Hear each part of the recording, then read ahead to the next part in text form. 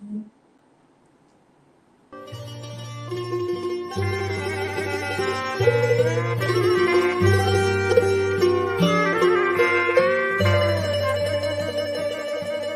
นผู้ฟังกำลังให้เกียรติรับฟัง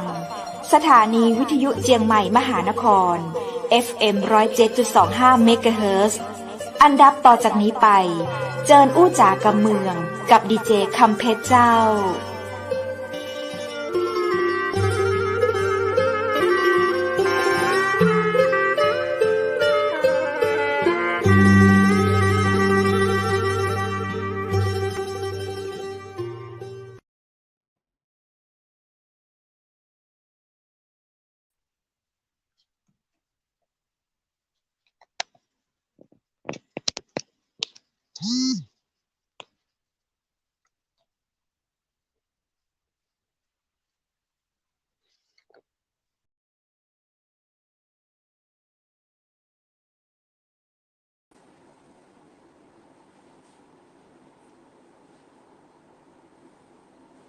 สวัสดีเจ้าสวัสดีคุณผู้ชมที่ฮักและกระเติงหาจักนักนะเจ้า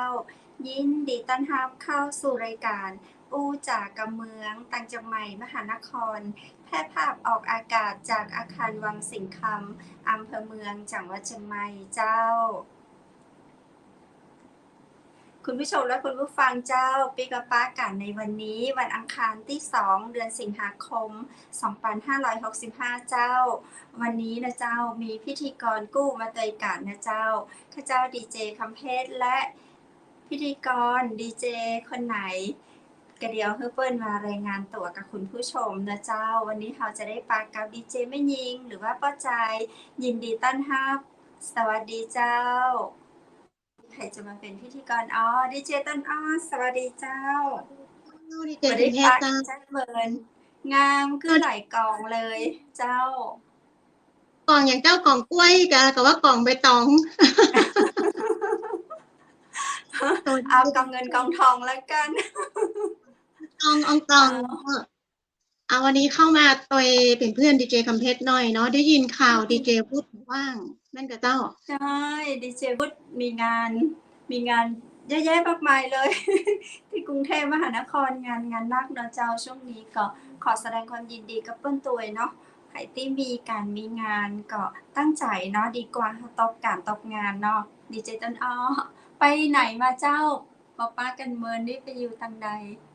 ช่วงนี้งานอีเวนต์ก่อนนักนะเจ้าเกือบจะกลายเป็นอีเวนต์ไปแล้วก็มีนะเจ้าโทษทีใจเนาะเพราะตลอดช่วงนี้ดีเจคำเพชรเนื่องจากว่ามันหน้าฝนตอยแล้วก็ประจวบกับเศรษฐกิจเรื่องของการเปิดประเทศเริ่มคลายนะเจ้าแต่เนี้ยพอเริ่มคลายปุ๊บเนี่ยในฐานะสื่ออย่างเขาเนี่ยในเรื่องข่าวสารเขาก็ต้องคอยติดตามแต่เจ้างานกิจกรรมก็เริ่มเข้ามาเจ้ามันก็เลยต้องแบบพยายามจะรันงานเพื่อให้มันลงตัวสักพักหนึ่งเนาะก่อนที่เขาจะแบบบุกกิ้งแต่ค่ะ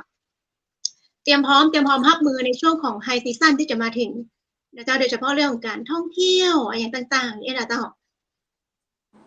เนาะเจ้ามีดีใจด้วยเจ้าเนาะมีอย่างที่ได้ให้เราทำได้มีชีวิตชีวาดีแล้วเจ้าดีกว่ามานั่งอยู่กับตีเหมือนที่ผ่านมานะเจ้าวันนี้นะเจ้าดีเจต้นอ้อเขาก็มี VIP ที่จะมาอู้ในรายการของเราเนาะมาอู้จ๋ามาสนทนาตัวกันนะเจ้าซึ่งวันนี้เรามีโอกาสดีมากมายเลยที่เราจะได้ปะกับท่านเจ้าซึ่งท่านเป็นที่ปรึกษาของการปลูกและก็การวิจัยเกี่ยวกับพืชกัญชงกัญชาของสภาผู้แทนราษฎรนะเจ้าและวันนี้ท่านก็จะมาให้ความรู้เฮานะเจ้าในเรื่องของการดูแลสุขภาพแบบศาสตร์การแพทย์แผนไทยด้วยพืชสมุนไพรและกัญชาอย่างปลอดภัยโอ้ฟังแล้วแบบน่าติดตามมากเลยนะเจ้าดีเจต้นอ้อเป็นเรื่องที่อยู่ในกระแสพอดีเลยนะเจ้าเรื่องของพืชกัญชาอันในโอกาสนี้เราเจิญปากับแพทย์แผนไทยเภสัชกรดร.บัญชาสุวรรณธาดายินดีต้อนรับเข้าสู่ห้อง VIP เชียงใหม่มหานครสวัสดีเจ้าอาจารย์สวัสดีเจ้าภาพที่ผมมาเตื้อนะเจ้าดร.สวัสดีเจ้าท่านจะหยุดก็สวัสดี ดีเจทั้งสองท่านนะครับคุณเพชรแล้วก็คุณต้นอ้อนะครับแล้วก็กลับสวัสดีท่านผู้รับชมรับฟังทางบ้านนะครับก็วันนี้ผมไม่เห็นภาพอาจารย์ไม่เห็นภาพด็อกเตอร์เหมือนกันครับเห็นไหมฮะนี่ไม่ออกค่ะจอดำอยู่เลยค่ะท่านทีมงานยังไงนะครับได้ปล่อยภาพออกยังไงนะครับไม่เห็นภาพไม่เห็นเสียงได้ยินแต่เสียงอะค่ะตอนนี้ผมก็เปิดกล้องอยู่นะเปิดกล้องอยู่นะครับผมเปิดกล้องแล้วนะครับเห็นไหมครับทีมงานหลุยเช็คภาพหน่อยต้องให้ทีมงานเช็คทางต้นทางนะครับตอนนี้ด็อกเตอร์อยู่ที่ไหนเจ้าเวลานี้ผมอยู่ที่กรุงเทพมหานครครับแล้วก็วันนี้มีเรื่องราวดีๆมาฝากท่านผู้ชมทางบ้านนะครับและท่านที่รับฟังทางสถานีวิทยุนะครับถึงกรณีที่เราจะคือต่อไปเนี่ยผมอยากให้พูดถึงสมุนไพรอื่นๆและก็การดูแลสุขภาพร่วมกับกัญชาด้วยนะครับเพราะว่าถ้าเราพูดแต่เรื่องกัญชาอย่างเดียวเนี่ยมันจะกลายเป็นฟังจนชินหูเนี่ยนะครับแต่เราจะพูดถึงว่าเราจะใช้ประโยชน์จากกัญชาร่วมกับพืชสมุนไพรรวมถึงการดำรงชีวิตของพี่น้องประชาชนแบบให้เกิดประโยชน์แล้วก็มีความปลอดภัยอย่างไรผมว่าตรงนี้น่าจะสำคัญกว่านะครับก็วันนี้ผมจะมีเรื่องของนอกจากกัญชาเนาะที่เราพูดกันค้างไว้เนี่ยนะครับแล้วก็จะมีเรื่องของการปฏิบัติตัวในการดูแลสุขภาพโดยเฉพาะมันเข้าหน้าฝนแล้วเนี่ยนะครับหน้าฝนที่อย่างเขาเรียกว่าเข้าสู่วัฏสานฤดูในทางการแพทย์แผนไทยเขาพูดแบบนี้นะครับอย่างเต็มตัวอย่างเป็นทางการเนี่ยมันก็จะมีผลถึงสุขภาพของพี่น้องประชาชนนะครับสุขภาพถึงตัวพวกเราผมก็เลยจะให้คำแนะนำเนี่ยนะครับเป็นการสามารถที่จะนำไปปฏิบัติตัวได้นะครับจากองค์ภูมิความรู้การแพทย์แผนไทยนะครับครับตอนนี้เห็นภาพผมหรือยังครับเห็นแล้วเจ้าโอเคเนาะก็แล้วก็ผมก็จะพูดถึงหนุ่มขึ้นแล้วก็จะพูดถึงศาสตร์ที่ผมเพิ่งไปค้นคว้าแล้วก็ได้ดุษฎีกลับมาเนี่ยเรื่องของการปรับสมดุลพลังงานชีวิตนะครับเชื่อมโยงกับการปรับสมดุลสุขภาพด้วยพืชสมุนไพรนะครับซึ่งตรงนี้ก็จะเป็นประโยชน์นะฮะซึ่งเราสามารถปฏิบัติได้จริงนะครับแล้วก็ช่วงสุดท้ายแล้วก็จะเป็นช่วงที่เปิดโอกาสให้ซักถามปัญหาที่พี่น้องประชาชนหรือผู้ที่สนใจอยากทราบนะครับเราจะคุยกัน3หัวข้อนะครับวันนี้ครับคุณเพชรสบายดีนะครับสบายดีเจ้าคุณต้นอ้อสบายดีเนาะครับสบายดีเจ้าวันนี้ดีเจวุฒิเป็นไงบ้างครับเห็นว่างานยุ่งใช่ไหมครับครับเจ้าครับก็ผมว่าอย่างนี้นะครับคุณเพชรครับจากกระแสของเรื่องของกัญชาเนี่ยนะครับที่กำลังเป็นที่ฮือฮาอยู่ในช่วงนี้ก็ขอฝากถึงพี่น้องประชาชนนะครับให้ศึกษาข้อกฎหมายซึ่งในทางภาครัฐท่านเองก็มีการปรับและอัปเดตอยู่นะครับมีการควบคุมหลายๆอย่างนะครับการใช้กัญชาทางด้านอาหารทางการทำผลิตภัณฑ์เนี่ยตอนนี้ก็ถูกควบคุมโดยกรมอนามัยนะครับอันนี้ประชาชนอย่าเพิ่งไปอึดอัดกับทางรัฐนะครับท่านก็พยายามที่จะทำให้มันเกิดความปลอดภัยอย่างวันที่27ที่ผ่านมาผมก็ได้ไปพูดที่กรมส่งเสริมนะครับก็ได้พูดถึงเรื่องกัญชาเชิญทางกรมเขาเชิญนักวิชาการผู้เชี่ยวชาญเนี่ยนะครับมา 3-4 ท่านหนึ่งในนั้นก็คือเขามีเชิญผมเข้าไปด้วย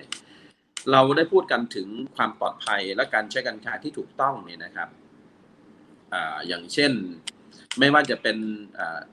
ทางแง่ของการใช้เพื่อสุขภาพนะฮะใช้ในทางการแพทย์แต่ที่แน่ๆเลยนะครับขอฝากถึงประชาชนคนไทยโดยเฉพาะน้องๆเยาวชนนะฮะอย่าเพิ่งไปมองถึงเรื่องของการสูบเสพเพื่อสันทนาการนะครับ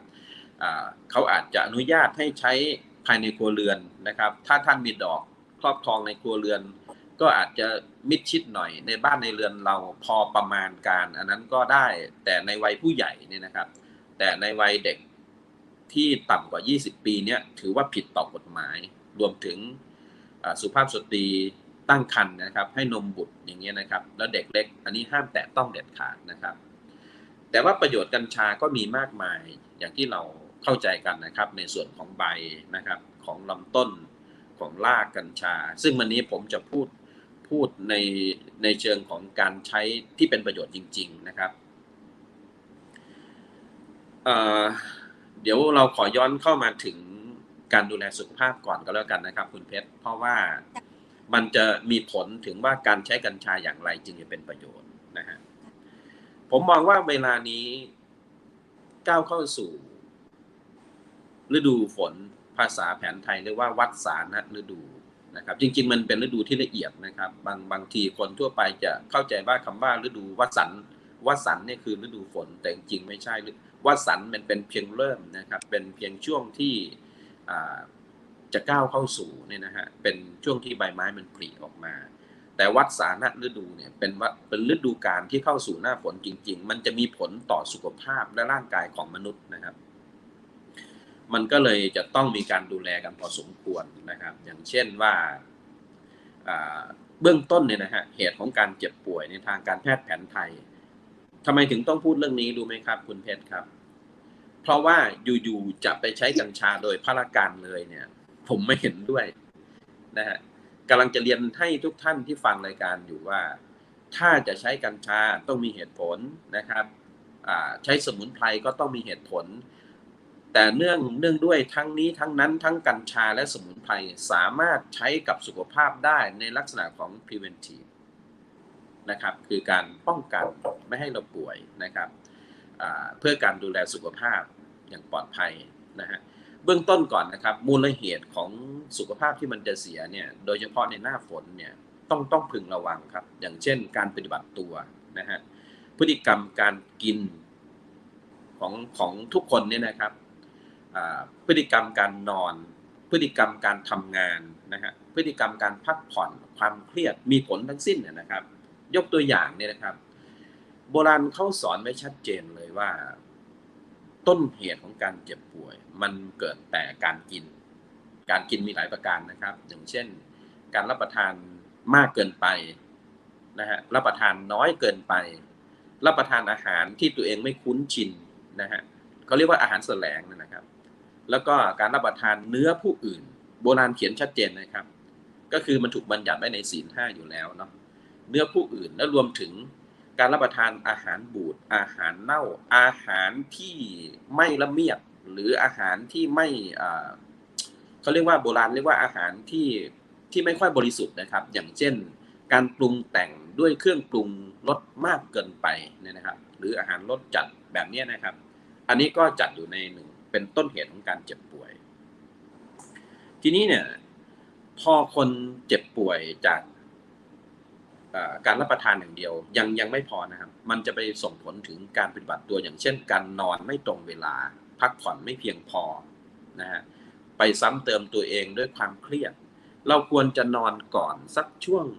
4 ทุ่ม4 ถึง 5 ทุ่มนี้ควรจะหลับแล้วนะครับแล้วก็ในช่วงที่หลัง4 ทุ่มไปจนถึงตี 2เนี่ยโกรทฮอร์โมนจะหลั่งนะครับกลไกเอนโดแคนาบินอยด์จะทำงานเต็มที่นะฮะมันจะสั่งให้ร่างกายนี้ซ่อมตัวเองนะครับในช่วงระยะเวลานั้นเนี่ยนะครับทีนี้ถ้าเราไปตื่นสักตี 3 ตี 4ผมว่ากำลังดีเลยนะฮะ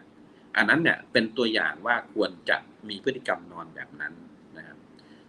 ส่วนหนึ่งก็ย้อนมาถึงการทำงานในการทำงานเนี่ย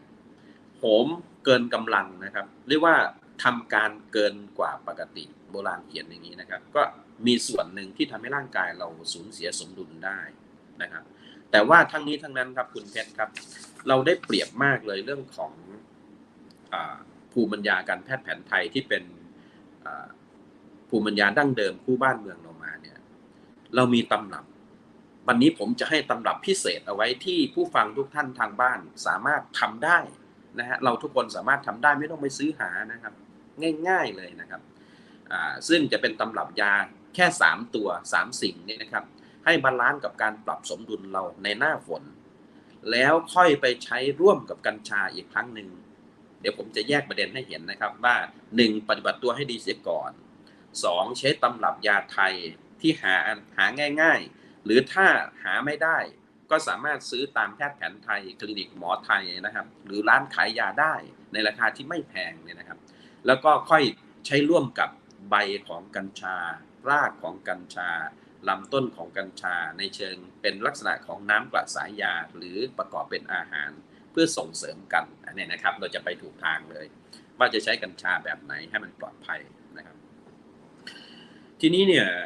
พอหน้าฝนมันมีตำรับยาอยู่ตัวหนึ่งที่ถูกบัญญัติเอาไว้เนี่ยนะครับให้ใช้อย่างง่ายๆแต่ได้ประโยชน์สูงสุดพืชที่อยู่ในตำรับเนี่ยทรงคุณค่านะครับมีงานวิจัยรับรองผมขอพูดถึงตำรับยาง่ายๆอย่างนี้ครับท่านผู้ชมผู้ฟังทางบ้านแล้วก็คุณเพชรคุณต้นอ้อครับเขาชื่อตำรับยาตรีผลาผมพูดถึงคำว่าตรีผลานี่บ่อยมากแต่วันนี้ผมจะพูดถึงตำรับยาตรีผลาพิเศษที่คัมภีร์แพทย์แผนไทยเนี่ยเขาระบุให้ใช้เป็นฤดูกาลเลยครับเขาเรียกว่ามหาพิกัดตรีผลาหลายคนไม่เคยได้ยินนะครับอาจจะเคยได้ยินแค่ว่าตรีผลาธรรมดาตรีผลาจะประกอบไปด้วยสมอไทยนะครับสมอพิเภกแล้วก็มะขามป้อม3ส่วน3สิ่งเนี่ยครับสิ่งละเท่ากันนะฮะนำไปเข้าสู่กระบวนบดผงนะฮะทำเป็นแคปซูลแล้วก็รับประทานผมเชื่อว่าถ้าหลายท่านพอมีเครื่องมืออาจจะทำเป็นแต่ว่าถ้าไม่สะดวกหรือว่าไม่เข้าใจเนี่ยแนะนำครับร้านขายยาไทยนะฮะคลินิกแพทย์แผนไทยหรือปรึกษาแพทย์แผนไทยให้เขาจัดให้ได้นะครับแต่ทีนี้วันนี้มันเป็นฤดูฝนที่ผมต้องพูดนะครับว่าจะใช้อย่างไรให้เกิดประโยชน์เขาเรียกว่ามหาพิกัดตรีผลาถ้าในหน้าฝนนี่ครับคุณเพชรครับผมแนะนำให้ใช้ส่วนของพืช3ส่วนนี้ไม่เท่ากันนะครับก็คือจะเป็นลักษณะของสมอพิเภกเนี่ยนะครับให้ใช้ที่4ส่วนนะครับใช้สมอไทยที่12ส่วนแล้วใช้มะขามป้อมนี่8ส่วนใน3ตัวเห็นไหมฮะตอนแรกตรีผลาเฉยๆเนี่ยจะใช้สิ่งละเท่ากันแต่พิกัดพิเศษเนี่ยสำหรับหน้าฝนเลยเนี่ยผมให้ใช้สมอพิเภก4ส่วนสมอไทย12ส่วนแล้วก็มะขามป้อม8ส่วนเรียกว่ามหาพิกัดตรีผลาฟังอย่างนี้อาจจะไม่เข้าใจหรืองงหรือหาของยากหรือทำให้เป็นปรึกษาแพทย์แผนไทยครับนะฮะมาดูโครงสร้างของตัวยานะครับในมะขามป้อมเนี่ย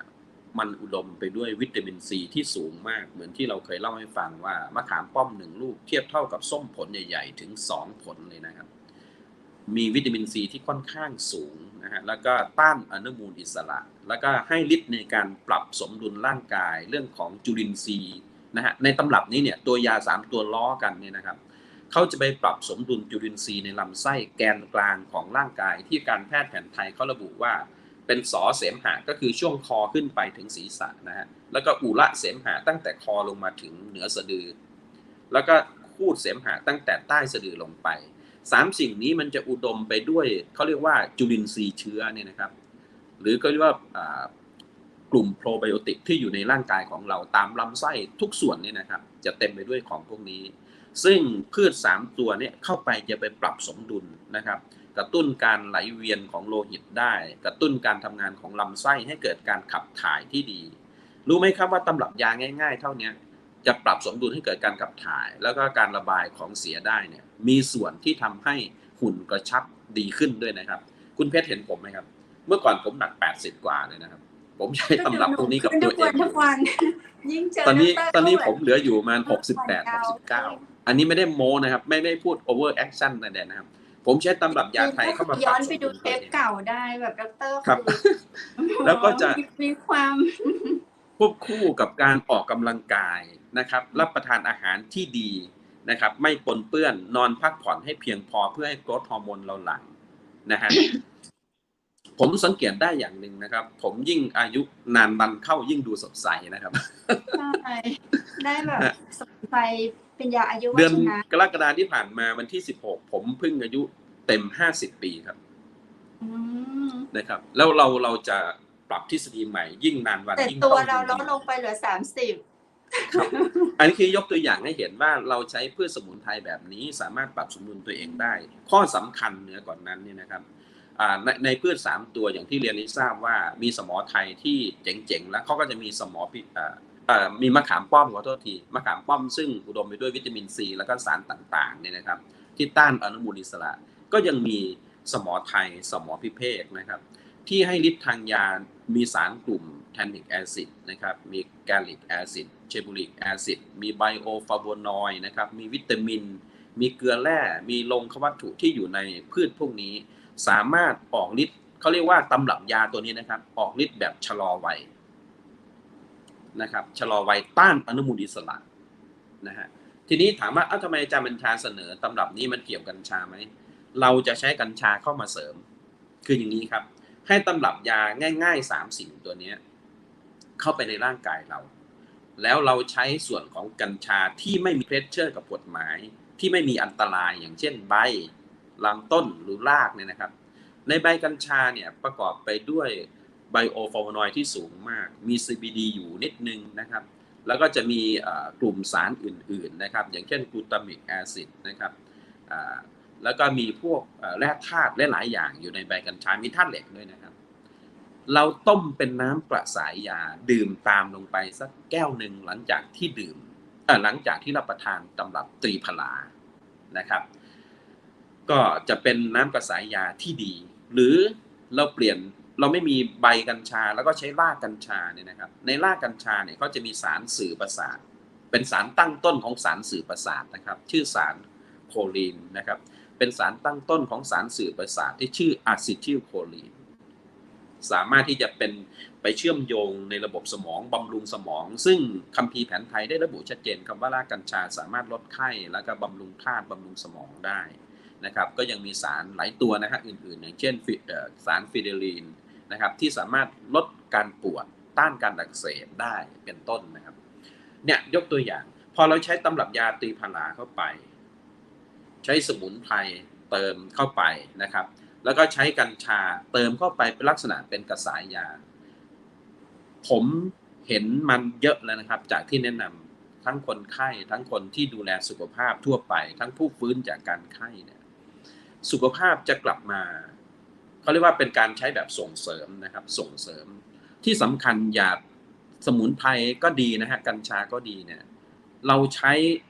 อยากให้เกิดประโยชน์จริงอย่าไปใช้ซ้ำๆนานเกินนะครับผมแนะนำให้ใช้สัก 4-5 วันนะครับแล้วก็หยุดถ้ายาในรูปตำรับเนี่ยมันมีส่วนละมีพืชหลายตัวมีส่วนละน้อยๆก็สามารถใช้ได้ติดต่อกันสัก 7-10 วันแล้วก็เว้นสัก 2-3 วันแล้วก็รับประทานใหม่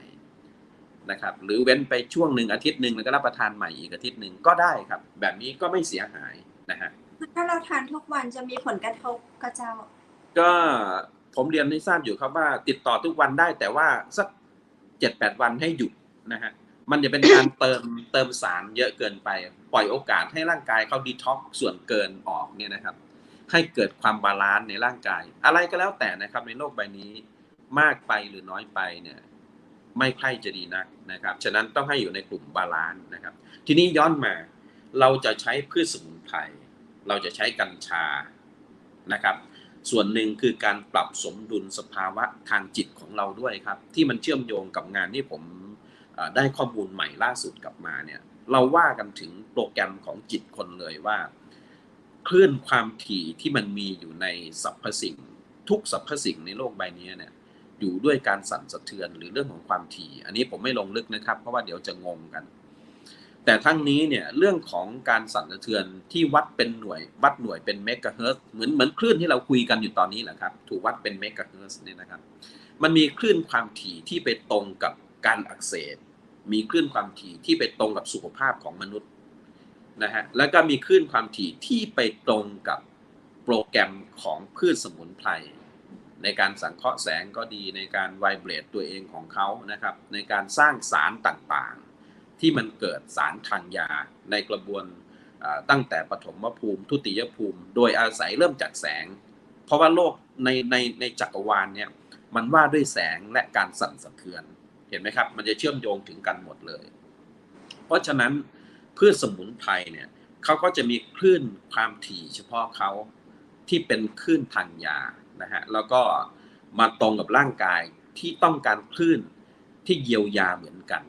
อันนี้นะฮะมันโยงให้เห็นนะครับเป็นศาสตร์นี้เป็นศาสตร์ที่คงมีไม่กี่คนกำลังศึกษาอยู่ในประเทศไทยนะครับแต่ว่าเราศึกษามาเป็นศาสตร์ของต่างประเทศนะครับก็อันนี้ผมอยากจะเล่าคร่าวๆให้ฟังว่ามันมีผลนั่นหมายความว่าคลื่นความถี่ที่มนุษย์สร้างขึ้นกับตัวเองอย่างเช่นคลื่นความเครียดคลื่นความโมโหความหงุดหงิดคลื่นของการไม่พักผ่อนคลื่นของพวกนี้นะฮะเป็นเชิงลบมันจะได้เฮิร์ตที่ก่อโรคแต่ถ้าคลื่นของการทำเมดิเทชันคลื่นของดนตรีบำบัด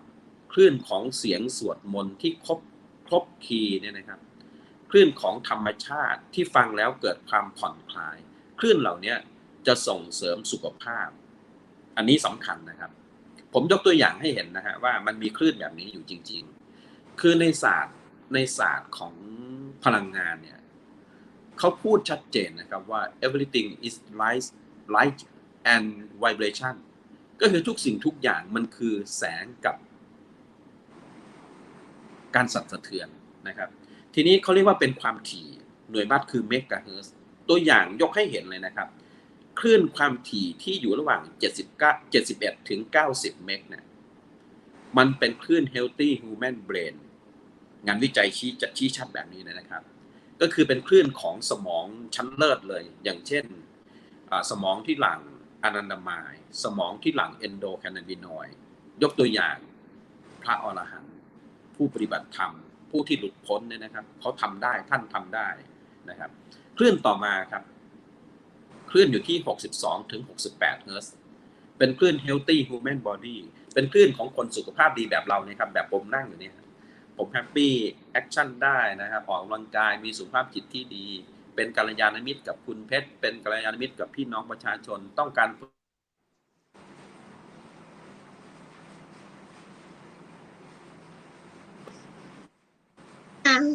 เสียงสัญญาณเสียงต้นหายไปหรือเปล่าครับ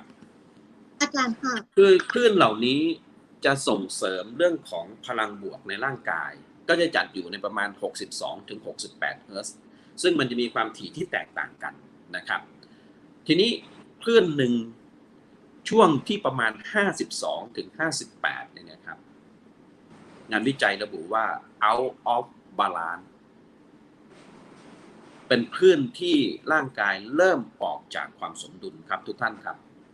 ตรงนี้สำคัญมันเกิดจากอะไรฮะมันเกิดจากความเครียดเกิดจากการรับประทานอาหารที่ไม่ดีนะฮะไปกินอาหารขยะไปกินอาหารที่ก่อพิษไปกินอาหารที่มีทรานส์แฟตนะฮะไปกินอาหารก่อโรคนะครับซึ่งอันนี้ถือว่าเป็นการสะสมพลังงานที่ไม่ดีให้กับร่างกายนะครับตัวอย่างนะครับคุณเพชรครับ58เฮิร์ตซ์เนี่ยมนุษย์จะเริ่มเป็นไข้หวัดนะฮะ57เฮิร์ตซ์เป็นไข้หวัดใหญ่พอลงมาที่55เฮิร์ตซ์เริ่มติดเชื้อราแบบแคนดิดาอันนี้ผมพูดตามงานวิจัยนะครับ52เฮิร์ตซ์ติดเชื้อไวรัส EBV ซึ่งก่อโรคมะเร็งได้นะครับรวมถึงความไม่สมดุลของจุลินทรีย์ในร่างกายนะครับทางแผนไทยเขาเรียกว่ามันก่อเป็นชาตินะครับเป็นชาติหมายถึงว่าตั้งขึ้นของโลกนะครับแผนไทยเขาพูดอยู่3เลเวลชาติจรณะพินนะชาติแปลว่าตั้งขึ้นจรณะแปลว่าจรไปพินนะแปลว่าสิ้นสุดกรณีอย่างนี้มันกำลังสะสมเรื่องของการเจ็บป่วยกัญชาก็มีคลื่นของเขานะครับแต่ว่าคลื่นของกัญชาเราเก็บข้อมูลในเชิงลึกของเราอยู่ขออนุญาตยังไม่เผยแพร่เพราะว่าเป็นโน้ตฮาวพิเศษนะครับที่เรารอเปิดเผยว่าเฮิร์ตซ์ของกัญชาที่ได้ประโยชน์สูงสุดในการเยียวยารักษาโรคคืออะไรแล้วกัญชาเป็นพืชพิเศษนะครับที่เชื่อมโยงถึงในระดับ energy เบื้องบนเลยอันนี้เป็นความเชื่อในทางศาสนานะครับแล้วเขาสามารถเชื่อมมิติบนล่างให้เป็นกึ่งกลางกันได้อันนั้นเป็นเรื่องของกัญชาในภูมิปัญญาโบราณเขาใช้ในพิธีต่างๆนะพิธีศักดิ์สิทธิ์เนี่ยนะครับอันนี้เป็นเรื่องของกัญชาจริงๆคือสามารถกระตุ้นให้เกิดอนันตมายทีนี้มันมีคลื่นหนึ่งครับที่น่ากลัวที่สุดที่ผมอยากฝากให้ทุกท่านทราบคือความถี่ที่0เมกะเฮิรตซ์มันเป็นโอปปาติกะเป็นการเหนี่ยวนำการก่อโรคฟังแล้วอย่าเพิ่งงงนะครับโอปปาติกะมันแปลว่า ไม่มีตัวตนมองไม่เห็นแต่เกิดขึ้นจริงเป็นจริงได้มันเหนี่ยวนำโลกแบบไหนคุณเพชรลองนึกถึงโมโหให้เพื่อนสักคนนี่ครับหรือไปด่าใครสักคนเนี่ยนะครับร่างกายคุณเพชรจะเกิดเป็นกรดทันทีคุณเพชรจะเวียนหัวคุณเพชรจะโมโหอยู่คนเดียวคือพลังลบจะเกิดที่ตัวเราตัวนี้แหละคือคลื่น0 เมกะเฮิรตซ์นะฮะมันเกิดจากจิตอันครึ่งโกรธนะครับเครียดขุ่นมัวอยู่เป็นนิดคิดลบไม่ละอายต่อบาปเอารัดเอาเปรียบโลภโมโทโสหลอกลวงไม่รู้จักพอไร้ศีลธรรมที่สำคัญมันมีในเมนูอาหารครับอยากรู้ไหมครับคืออะไรตั้งใจฟังนะครับมันมีในเมนูอาหารแปรรูปอย่างเช่นพวกอาหารกระป๋องที่เก็บนานๆยิ่งโดยเฉพาะอาหารกระป๋องที่มันหมดอายุแล้วนะฮะอาหารก่อโทษอย่างเช่นมีน้ำมันทอดซ้ำนะสารที่ก่อทรานแฟตทั้งหลายแหล่การกินเนื้อผู้อื่นที่ผมพูดในเบื้องต้นเห็นไหมครับการกินมากไปกินน้อยไปกินไม่ตรงเวลากินอาหารดิบระวังนะครับเห็นออกสื่อช่วงนี้ใน Facebook นี่โชว์กันเยอะเหลือเกินกินอาหารดิบเนี่ยเดี๋ยวได้ป่วยนะครับอาหารไม่ปราณีตเนี่ยนะฮะเช่นน้ำตาลก่อโรคเครื่องปรุงก่อโรครวมถึงของมึนเมาและที่อโคจรนี่คือพลังที่เป็น0 เมกะเฮิรตซ์พลังลบที่เหนี่ยวนำโอปปาติกะให้ร่างกายสูญเสียความสมดุลผมอยากเรียนให้ทราบว่าเราต้องหลีกเลี่ยงคลื่นพวกนี้นะฮะรวมถึงสิ่งแวดล้อมหนึ่งที่มนุษย์พลาดแล้วคือเรื่องของคลื่นแม่เหล็กพลังงานไฟฟ้าทั้งหลายแหล่ที่อยู่รอบตัวเราจริงๆแล้วในห้องนอนเนี่ยถ้าศาสตร์ที่ผมนำเสนออยู่ตอนนี้เขาไม่ให้มีแม้แต่ทีวีเลยนะครับโทรศัพท์มือถือที่พวกเราใช้กันเนี่ยควรจะห่างเราอย่างน้อย6 เมตรขึ้นไปห้องนอนควรจะเป็นห้องที่สำหรับนอนโดยตรงแสงเวลานอนต้องมืดสนิทนะครับมืดสนิท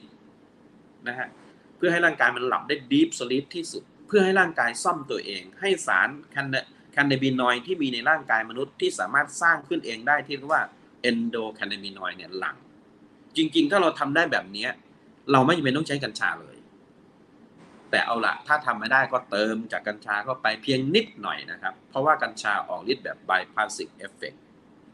คือออกฤทธิ์แบบน้อยๆจะได้ผลแล้วค่อยไต่ขึ้นไปเป็น medium dose จนไปถึง high dose ถ้าอยู่ๆใส่พรวดก็ไปเลยเนี่ยมันจะก่อเกิดผลตรงข้ามนะครับอันนี้ผมพยายามเล่าย่อให้เข้าใจง่ายๆเนี่ยนะครับฉะนั้นการใช้กัญชาจึงเหมาะสมที่สุดที่ควรจะใช้ร่วมกับตำรับยาสมุนไพรแต่ต้องเป็นตำรับที่หมอแผนไทยเขาระบุนะฮะว่ามีการวิเคราะห์ตำรับแล้วนะครับทีนี้ไอ้คลื่นพวกนี้มันมาผสมผสานกับพฤติกรรมซ้ำเติมตัวเองเช่นนอนไม่ตรงเวลาทำการเกินกำลังนะครับไอ้สิ่งเหล่านี้แหละครับมันกระตุ้นก่อเกิดเป็นชาติ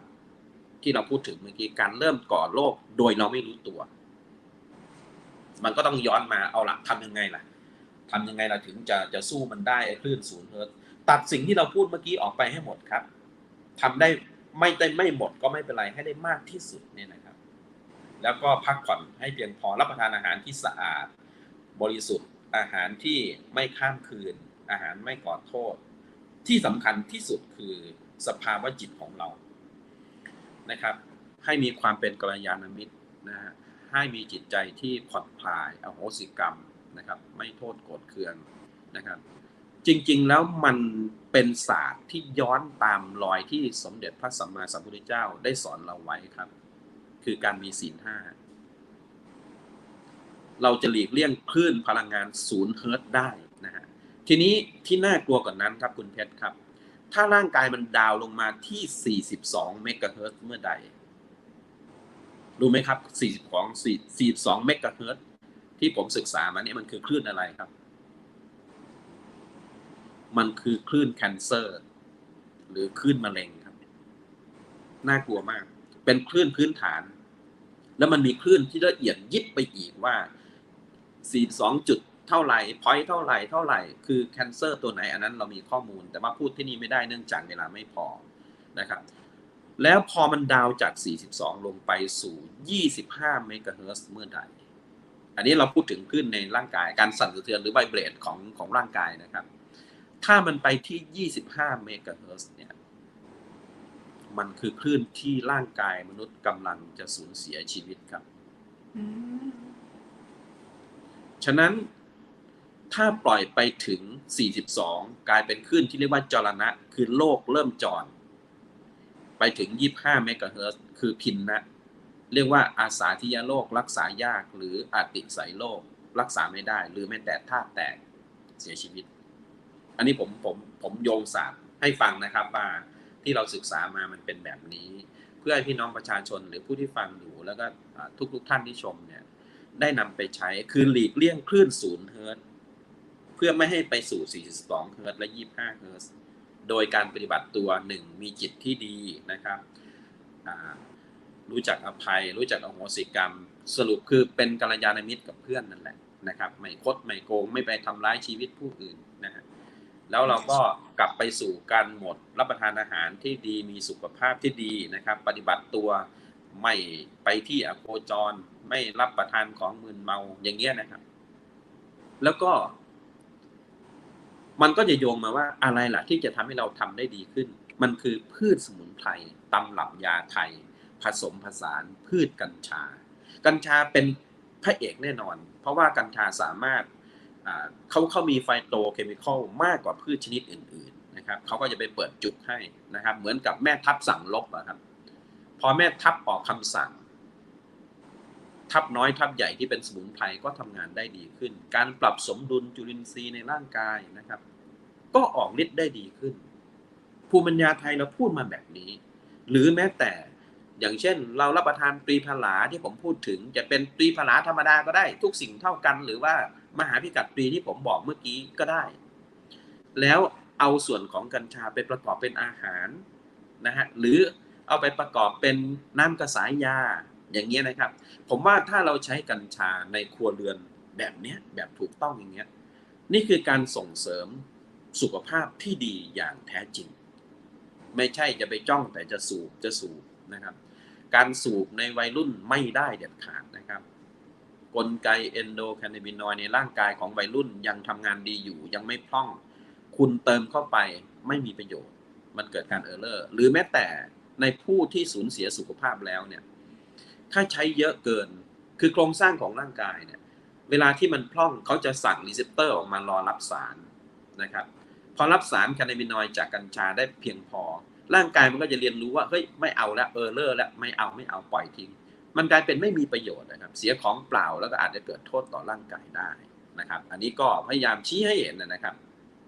เอาล่ะผมขอยกตัวอย่างในสมุนไพรนะครับมันจะมีเฮิร์ตซ์ที่เป็นประโยชน์ต่อร่างกายฟังให้ดีนะครับอย่างเช่น20ถึง27เฮิร์ตซ์เป็นกลุ่มสมุนไพรสดนะฮะ10ถึง15เฮิร์ตซ์ความใหม่สดสะอาดเพิ่มขึ้นมาได้มากน้อยแค่ไหนก็ขึ้นอยู่กับความสดนะครับแล้วก็15ถึง27เฮิร์ตซ์เป็นกลุ่มอาหารสดนะฮะแล้วก็12ถึง22เฮิร์ตซ์เป็นสมุนไพรแห้ง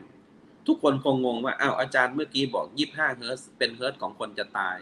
แล้วทำไม20เฮิร์ตซ์มันมีประโยชน์อันนี้เป็นเฮิร์ตซ์ของพืชสมุนไพรคือ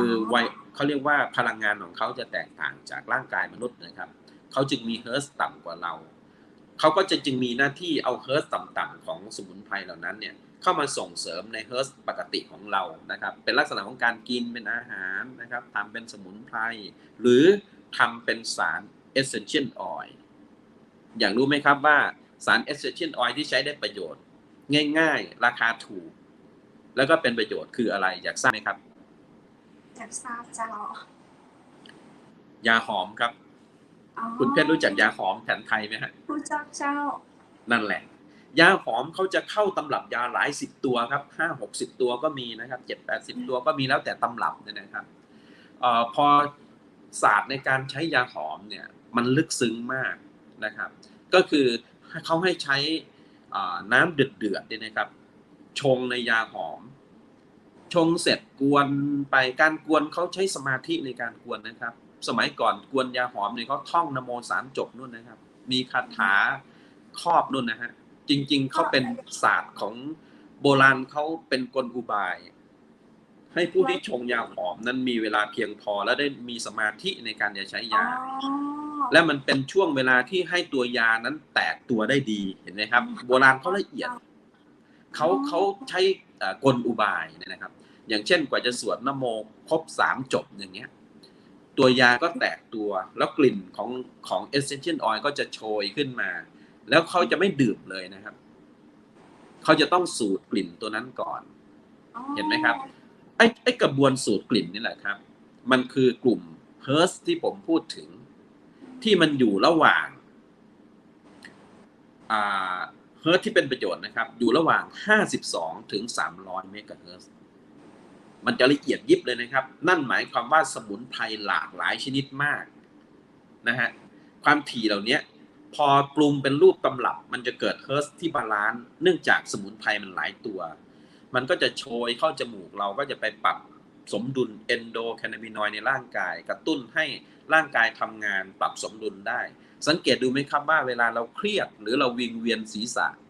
แล้วคนโบราณเขาดมยาหอมหรือกินยาหอมเขาก็จะรู้สึกดีขึ้นเห็นไหมครับจะรู้สึกโล่งโปร่งสูดลมหายใจได้ดีขึ้นแค่ดมนะฮะยังไม่ต้องทานนะฮะอันนี้คือสูตรความละเมียดละไมของการแพทย์แผนไทยดั้งเดิมที่ผมบอกตรงว่าผมหลงเสน่ห์แผนไทยอย่างถอนตัวไม่ขึ้นนะครับเพราะว่าคือผมเนี่ยไม่แตะยาเคมีเลยไม่ได้หมายความว่ายาเคมีไม่ดีนะอาจจะใช้ประโยชน์ได้ในเลเวลหนึ่งหรือในกับอีกอะไรหลายๆอย่างแต่ว่าส่วนตัวผมเนี่ยถ้าไม่จำเป็นจริงๆผมไม่เคยแตะเลยนะครับก็อย่างเวลาผมจะอ่านหนังสือหรือจะทำอะไรเนี่ยผมจะใช้ยาหอมกวนให้ดีครับแล้วสูดกลิ่นเขาก่อนเราจะโล่งสมองเราจะโล่งโปร่งรู้สึกสบายแล้วอ่านหนังสือมันจะเข้าใจง่ายความจำจะดีผ่อนคลายไม่เครียดเห็นนะครับหรือใช้ก่อนนอนก็ทำให้ธาตุลมเราไหลเวียนได้ดีขึ้นหลับสบายหลับลึกหรือใช้ตอนเช้าก็จะปลุกเอาธาตุเราที่หลับไหลอยู่ทั้งคืนให้ลุกให้ตื่นตัวให้สดชื่นเนี่ยนะครับอันเนี้ยตัวอย่างให้เห็นนะครับว่า1ดูแลสุขภาพให้ดีปรับสมดุลสุขภาพด้วยการออกกำลังกายการรับประทานอาหารที่ดีการใช้สมุนไพรร่วมกับกัญชาอย่างเป็นประโยชน์ตัดการสูบกัญชาถ้าไม่จำเป็นก็ไม่ต้องไปสูบหรอกครับ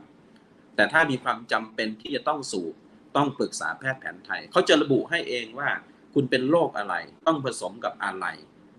แล้วคุณต้องใช้แบบไหนอันนั้นนะถ้ามีหมอควบคุมผมว่าปลอดภัยนะฮะก็ไม่แนะนำให้น้องๆเยาวชนไปใช้สูบนะครับแล้วก็ปรับสมดุลสภาวะจิตตัวเองด้วยการมองเรื่องของเฮิร์ตที่ผมพูดถึงคือหลีกเลี่ยง0 เฮิร์ตที่เป็นลบกับร่างกายวิธีหนึ่งที่ได้ผลดีที่สุดนะครับคือการทำเมดิเทชันครับทุกท่านครับเมดิเทชันแปลว่าการทำสมาธิในเชิงลึกให้ร่างกายเราเข้าไปสู่ภาวะ Deep Sleep ที่เรียกว่า Delta Wave ถ้าเราเข้าถึง Delta Wave ได้เนี่ยจะทำให้สภาวะจิตของเราดีนะครับสมองเราจะโล่งร่างกายจะลดความเป็นกรดลงทีละส่วนเลือดเราจะไม่เป็นกรดแม้รับประทานยาอะไรไปนิดหน่อยก็ออกฤทธิ์ได้ดีนะครับเราจะหนีจากความเครียดนะฮะร่างกายเท่านี้ครับมันก็เป็นการส่งเสริมเอนโดแคนาบินอยด์ในร่างกายก็จะหลั่งและทำงานเองได้นะฮะก็ตอนนี้เราใช้เวลาไปกี่นาทีแล้วครับ40 กว่านาทีจ้าโอเคต่อไปช่วงท้ายผมก็จะเปิดโอกาสให้ผู้ชมทางบ้านแล้วก็ท่านดีเจทั้งสองได้สอบถามนะครับเบื้องต้นนะครับตำรับที่ผมแนะนำไปตีพลาเนี่ยผมแนะนำเป็นมหาพิกัดตีพลาประจำหน้าฝนซึ่งมันจะตรงกับร่างกายกับสภาวะภูมิอากาศคือภูมิปัญญาเขาปรับตัวยาตามสภาพอากาศได้เนี่ยนะครับให้ใช้แบบนั้นถ้าท่านไม่เข้าใจหรือท่านสงสัยอย่าทำใช้เองนะครับสมุนไพรก็คือยาให้ท่านปรึกษาแพทย์แผนไทยกว่า 30,000 คนทั่วประเทศหรือท่านไม่เข้าใจโทรไปที่กรมแพทย์แผนไทยครับท่านมีแผนกดูแลให้คำแนะนำอันนี้เดี๋ยวนี้กรมแพทย์แผนไทยมีข้อมูลบริการดีมากนะครับโดยเฉพาะสภาการแพทย์แผนไทยก็มีการดูแลสุขภาพพี่น้องประชาชนเนี่ยนะครับอันนี้ผมว่าเป็นประโยชน์นะฮะแล้วก็ปรับสมดุลนะฮะทำสมาธิปรับจิตใจของเรานะครับให้เป็นกัลยาณมิตรนะครับแล้วก็ปรับสมดุลที่อยู่อาศัยการทำงานการปฏิบัติงานนะฮะให้บาลานซ์นะครับแล้วก็พักผ่อนให้เพียงพอรับประทานอาหารที่ดีมีประโยชน์นะครับก็เท่านี้เองครับก็จะทำให้เราห่างไกลเรื่องของการเจ็บป่วยได้ร่วมกับ รวมถึงการใช้กัญชาอย่างมีสตินะครับใช้กัญชาร่วมกับสมุนไพรปรึกษาแพทย์แผนไทยครับช่วงต่อไปเชิญเลยครับทุกท่านสามารถถามได้ครับเจ้าพี่บอกตอนนี้คือจะมีคนที่ใช้กัญชาค่อนข้างจะนักเพราะว่าเป็นเปิดเสรีเนาะแล้วทางโรงพยาบาลก็บอกว่าถ้าผู้ป่วยที่ทานกัญชาเองเข้ามาค่อนข้างจะเยอะมากจนมีความอยากออกมาประชาสัมพันธ์ว่าคืองดใจกัญชาเพราะว่าทางโรงพยาบาลนี้ถ้าผู้ป่วยอ่อนแรงอย่างมูอี้ค่อนข้างจะเยอะมากเกิดจากผลกระทบเกี่ยวกับการกินกัญชากับเจ้าจะได้เจ้าครับเบื้องต้นก่อนนะครับแนะนำให้พี่น้องประชาชนศึกษากฎหมายกัญชาให้ดีอัปเดตนะครับเอาแบบอัปเดตเลยอย่างเช่นตอนนี้ก็มีกรมอนามัยเข้าออกมาควบคุมแล้วนะครับอย.เองเขาก็ออกมาดูเข้มงวดมากขึ้นนะครับการสูบในที่สาธารณะโดยเปิดเผยไม่ได้นะครับผิดต่อกฎหมายน้องๆเยาวชนไม่ได้ผิดต่อกฎหมายการขายโดยที่ไม่ได้รับอนุญาตผิดกฎหมายคือภาครัฐทางวันนั้นเมื่อ27ที่ผ่านมาเนี่ยผมไปบรรยายเนี่ยก็มีท่านอนุทินท่านรองนายกนะครับแล้วก็ท่านเป็นรัฐมนตรีสาธารณสุขเราด้วยเนี่ยท่านก็ขึ้นพูดบนเวทีท่านก็ให้วิสัยทัศน์ชัดเจนนะครับท่านพูดได้ดีมากเลยอันนี้ต้องชื่นชมนะครับผู้หลักผู้ใหญ่ท่านก็บอกว่าท่านไม่ได้มีเจตนาที่จะส่งเสริมการสันทนาการอะไรหรอกท่านต้องการให้เข้าประชาชนได้เข้าถึงแต่ให้ใช้อย่างมีสตินะครับแล้วก็ให้ใช้มันเป็นประโยชน์เพราะมันเป็นพืชของภูมิปัญญาเราทีนี้มันขึ้นอยู่กับพี่น้องประชาชนแล้วว่าเราจะใช้ไปในทางไหนนะครับผมอยากให้ใช้อย่างมีสติจริงๆอย่าไปห่วงเรื่องสันทนาการเรื่องสูบตะบี้ตะบันมันไม่ใช่หรอกครับโลกใบนี้ไม่ต้องกัญชาหรอกที่อันตรายถ้าทำอย่างนั้นนะน้ำเปล่าๆน้ำดื่มที่เราดื่มเนี่ยครับถ้าคุณอยากตายอย่างง่ายๆภายในวันเดียวเนี่ยคุณลองดื่มสัก10 ลิตรติดต่อกันสิครับเสียชีวิตได้เลยนะฮะ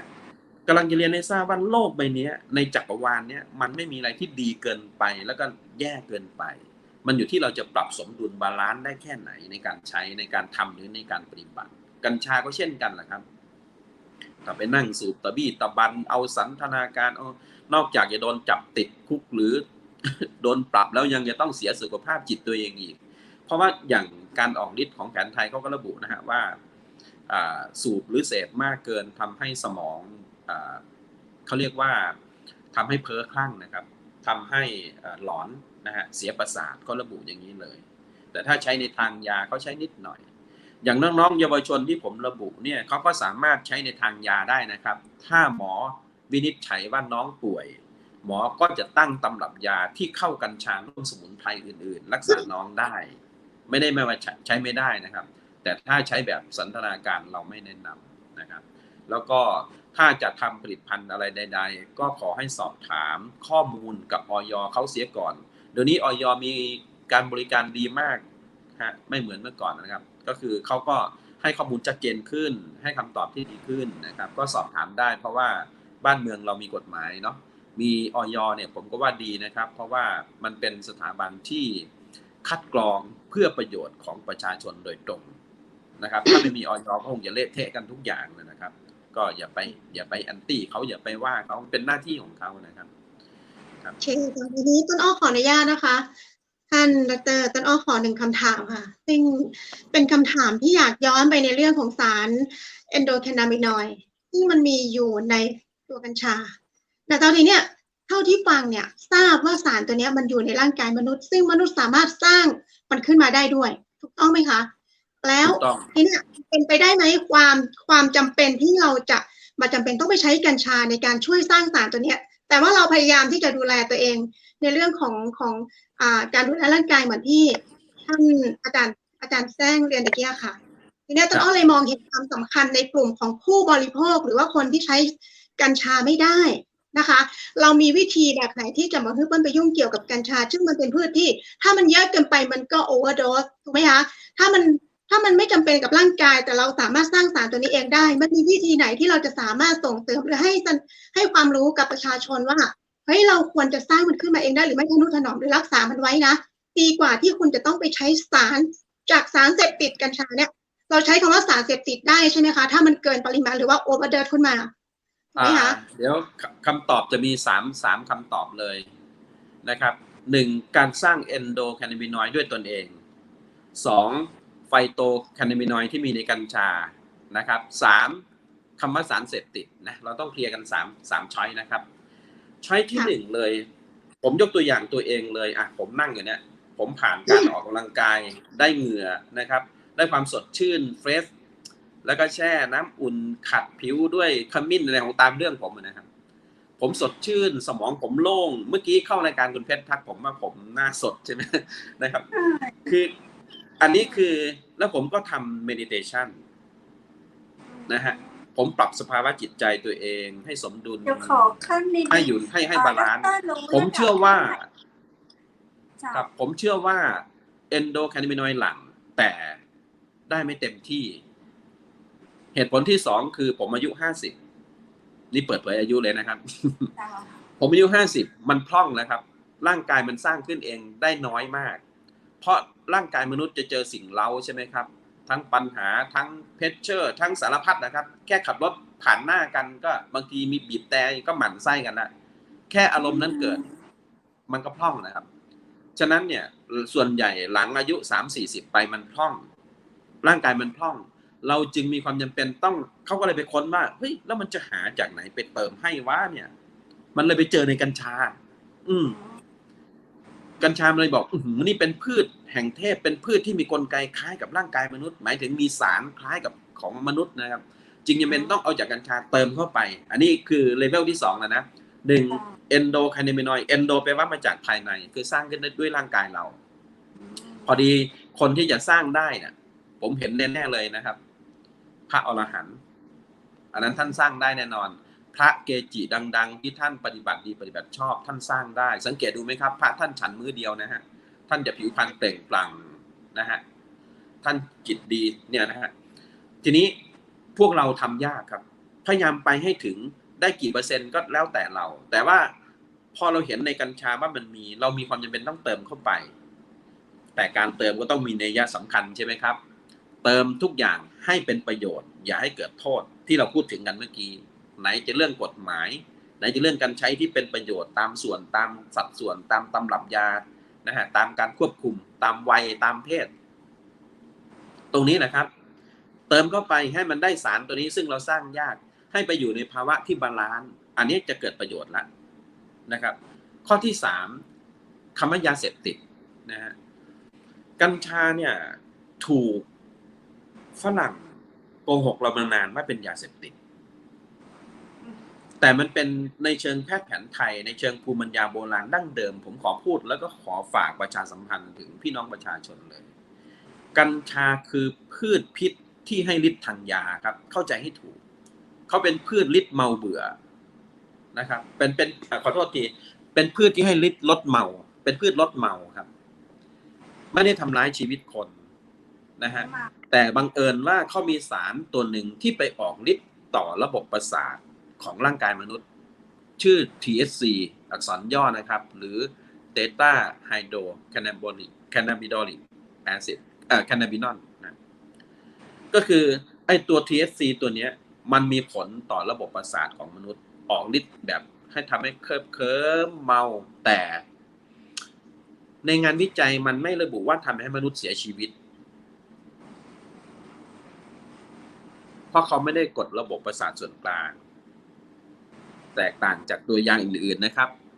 แตกต่างจากตัวยาอื่นแต่ว่าบังเอิญมันก็มีงานวิจัยชี้ชัดอีกซึ่งเราต้องฟังนะครับงานวิจัยนี้สำคัญมากประกอบกับองค์ความรู้โบราณมันบาลานซ์กันนะครับคุณอ้อครับ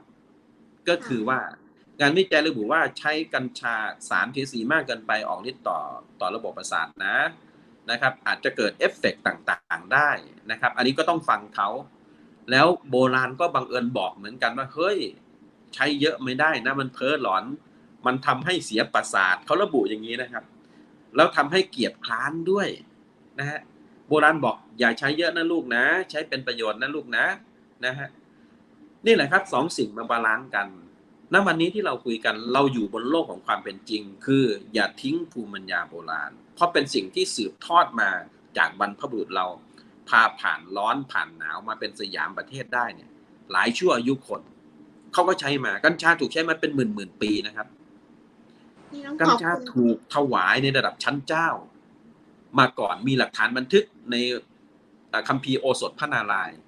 หลักฐานในสมัยรัชกาลรัชกาลที่5นั่นแสดงว่าเขาคัดแล้วว่ากัญชาปลอดภัยครับถ้าของที่อันตรายจะไม่กล้านำถวายเดี๋ยวหัวขาดเลยนะครับไม่ใช่เรื่องเล่นนะครับแต่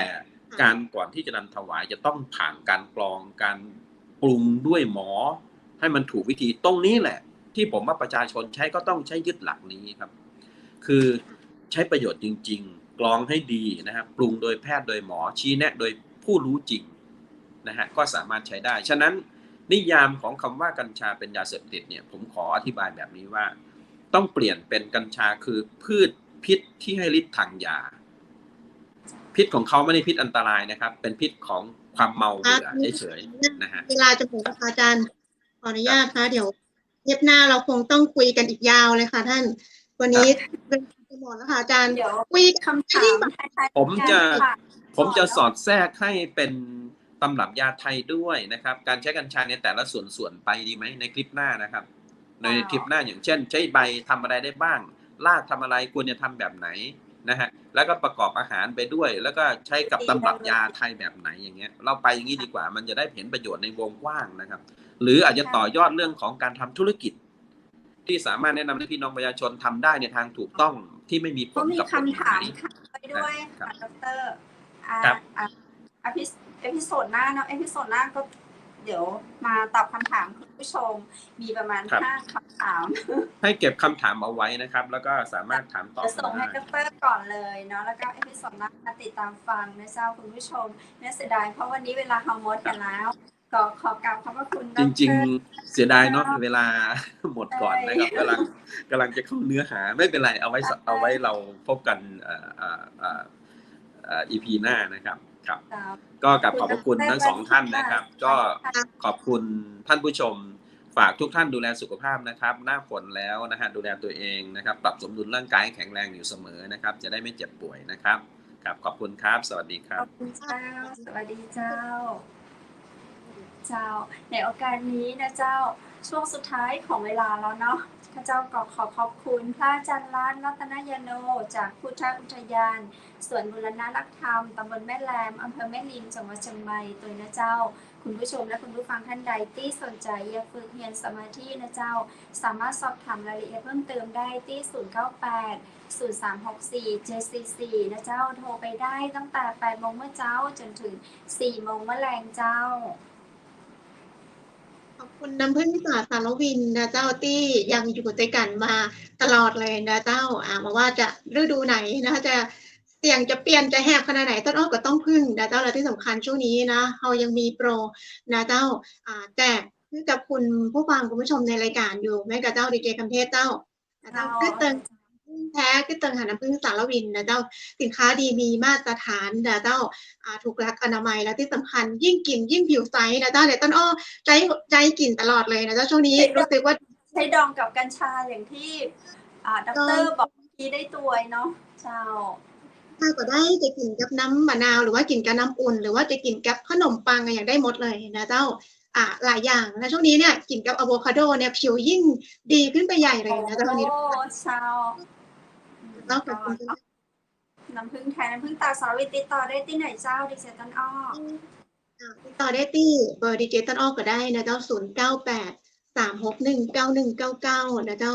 098-361-9199นะเจ้าติดต่อได้ตลอดและในวันนี้เพชรก็ขอบคุณผลิตภัณฑ์เสริมอาหารผสมสารสกัดจากลิ้นจี่นะเจ้าสวยใสหุ่นกระชับขับถ่ายคล่องต้องดีโลพลัสเจ้าสูตรพิเศษสำหรับคนพิเศษนะเจ้าทุกคนเป็นคนพิเศษเนาะหักตัวเก่านะเจ้าดูแลใส่ใจตัวเก่าจากภายในสู่ภายนอกกับดีโลพลัสเจ้าสนใจจะได้ติดต่อที่เบอร์0973699442ติดต่อบริษัทโดยตรงเลยนะเจ้าอยากจะเป็นตัวแทนจำหน่ายเพื่อก็ยินดีมีราคาส่งให้บริการส่งทั่วไทยตัวติงราคาปลีกและราคาส่งเน้นย้ำเบอร์โทรกันแถมก้ำนะเจ้า097-369-9442เจ้า ต้องขออภัยนะเจ้าเพราะว่าไม่ได้เข้ารายการเมินมากจนลืมเบอร์โทรไปเลยแล้วตอนนี้หามาแล้วนะเจ้าว่าเอาแต่ลังจะบอกว่า โรงแรมแม่เสลียงเวียงงามเจ้า จะไปตั้งแม่เสลียงเวียงงามแล้วเจ้าบอดีลืมนะเจ้าไปพักได้ที่โรงแรมแม่เสลียงเวียงงามนะเจ้าก็จะมีหนุ่มรอสาวงามนะเจ้าคอยต้อนรับท่านตลอด24 ชั่วโมงนะเจ้าทำเลอยู่ย่านใจกลางเมืองเลยนะเจ้าหาได้มายากเนาะค่ะเส้นเดียวกับหน้าอำเภอตัวไม่กับเจ้าที่ทราบ ใช่กลางเวียงแม่เสลียงเลยเนาะเจ้า ได้ที่เบอร์อย่างก็จะ053-621-444เจ้าและวันนี้ข้าเจ้าก็ขอขอบคุณชุดพิธีกรหญิงนะเจ้าจากร้านผ้าพื้นเมืองชุดไทยใหญ่เจ้าท่านใดสนใจผ้าไทยงามๆนะเจ้าผ้าพื้นเมืองผ้าไตใหญ่นะเจ้า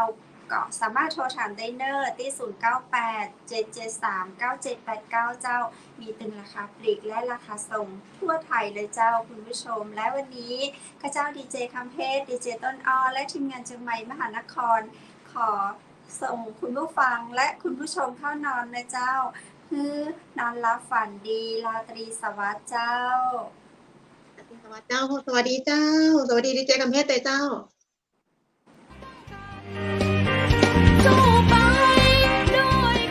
สถานีวิทยุเจียงใหม่มหานคร 107.25 เมกะเฮิรตซ์ ขอแสดงความห่วงใยและเป็นกำลังใจให้ทุกท่านในช่วงการระบาดของโรคโควิด -19 ในครั้งนี้ เพื่อลดความเสี่ยงควรสวมหน้ากากอนามัยทุกครั้งล้างมือเป็นประจำขอให้อยู่ที่บ้านให้นักที่สุดด้วยความปรารถนาดีจากหมู่เฮาเจ้าเจียงใหม่มหานครสนับสนุนโดยกาแฟโกแมคคอฟฟี่และโรงแรมแม่เสรียงเวียงงามโทร 053-621-444 และ 081-595-2883